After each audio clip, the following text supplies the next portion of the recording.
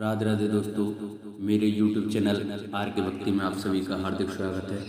मैं आज आपको मौनी अमावस्या की व्रत कथा सुनाऊंगा। कृपया उसे ध्यानपूर्वक सुने। जो भक्त मेरे चैनल पर नए आए हैं वो मेरे चैनल को सब्सक्राइब करें, लाइक करें और बेल आइकन दबाना ना भूलें। बोलो मौनी अमावस्या की जय, बोलो विष्णु भगवान की जय, बोलो शंकर भगवान की जय। मौनी अमावस्या व्रत विधि। मौनी अमावस्या अपने नाम के अनुसार मौन और साधना का व्रत है।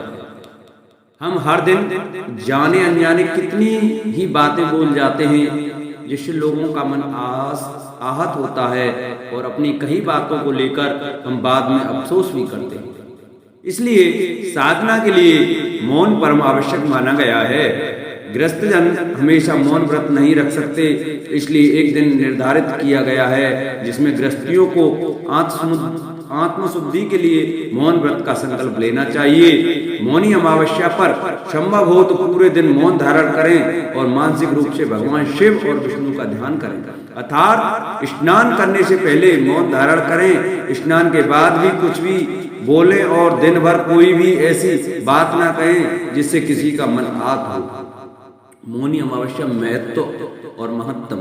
मौनी अमावस्या की सबसे बड़ी बात है कि यह माघ कृष्ण चतुर्दशी के अगले दिन आता है। माघ कृष्ण चतुर्दशी को शिव जी का विवाह माता पार्वती से तय हुआ था और अगले दिन मुनियों और देवी देवताओं ने शिव की साधना के लिए उनकी उपासना की थी। भगवान विष्णु ने देवी पार्वती के भाई बनकर उनके विवाह संबंधी कार्यक्रम में भाग लेना स्वीकार किया था। और इन सब से अलग मौनी अमावस्या की कथा यह भी है कि सागर मंथन के समय जब असुर अमृत कलश लेकर भाग रहे थे, तब इसी दिन अमृत की बूंदें झलक कर प्रयाग सहित कई स्थानों पर गिरी। इसलिए मौनी अमावस्या पर प्रयाग सहित कई तीर्थों में स्नान करके दान पुण्य करने से कई गुना लाभ मिलता है। मौना अमावस्या व्रत के लाभ। माघ मास में तिल, ऊनी वस्त्र, घी का दिन बहुत ही पुण्यदायी होता है। इसलिए मौनी अमावस्या पर इन वस्तुओं का दान करना बहुत जरूरी है। यह जरूरी है कि आप बहुत दान करें, लेकिन अपनी श्रद्धा और क्षमता के अनुसार थोड़ा दान भी आप कर सकते हैं। इसलिए भगवान शिव जी की कृपा प्राप्त होती है और व्यक्ति मृत्यु पश्चात उत्तम लोक में स्थान पाता है। व्यक्ति मुनि पद को प्राप्त करता है। एक मान्यता है कि मौनी अमावस्या के दिन मनुष्यों के धरती पर लाने वाले प्रथम मनुष्य मनु ऋषि का जन्म हुआ था। मनु ऋषि के नाम से भी इस व्रत का नाम मौनी अमावस्या है। मौनी अमावस्या व्रत कथा। मौनी अमावस्या की कथा को लेकर जो प्रचलित कथा है उसके अनुसार प्राचीन काल में एक ब्राह्मण परिवार कांचीपुरी में रहता था। पति पत्नी दोनों ही धर्मात्मा थे और धर्म पूर्वक अपनी गृहस्थी चलाते थे। इनका नाम देव स्वामी था और इनकी पत्नी का नाम धनवती था। इनके सात पुत्र और एक मात्र पुत्री थी जिसका नाम गुणवती था। जब गुणवती सयानी हुई तो देव स्वामी ने धनवती से कहा कि पुत्री के विवाह के लिए अब वर देखना चाहिए। ब्राह्मण ने अपने छोटे पुत्र को बहन गुणवती की कुंडली दी और कहा कि ज्योतिषी से इनकी कुंडली दिखवा लाओ जिससे गुणवती के विवाह की बात आगे चले। ज्योतिषी को कन्या की कुंडली दिखाई। उसने बताया कि विवाह होते ही कन्या विधवा हो जाएगी। ज्योतिषी की यह बात जब ब्राह्मण परिवार को मालूम हुआ तो वह बहुत दुखी हुआ और इसका उपाय पूछा। ज्योतिषी ने बताया, हे ब्राह्मण, सिंगल द्वीप में एक पतिव्रता महिला रहती है जिसका नाम सोमा धोबिन है। यदि कन्या की शादी से पहले सोमा आपके घर आकर पूजन करे और अपना आशीर्वाद दे तो यह दोष दूर हो जाएगा। ब्राह्मण ने अपनी पुत्री गुणवती को अपने सबसे छोटे पुत्र के साथ सिंगल द्वीप भेज दिया। दोनों भाई बहन सागर किनारे पहुंचकर उसे पार करने के बारे में विचार करने लगे। जब समुद्र को पार करने का कोई रास्ता नहीं मिला तो दोनों भूखे प्यासे एक पीपल के वृक्ष के नीचे आराम करने लगे। पेड़ पर घोंसले में एक गिद्ध का परिवार रहता था। उस समय घोंसले में सिर्फ गिद्ध के बच्चे थे। वे सुबह से भाई बहन की बातों और क्रियाकलापों को देख रहे थे। शाम के समय जब गिद्ध की माता बच्चों के लिए भोजन लेकर घोंसले में आई तो बच्चों ने पेड़ के नीचे लेटे भाई बहन की कहानी माता को बताई।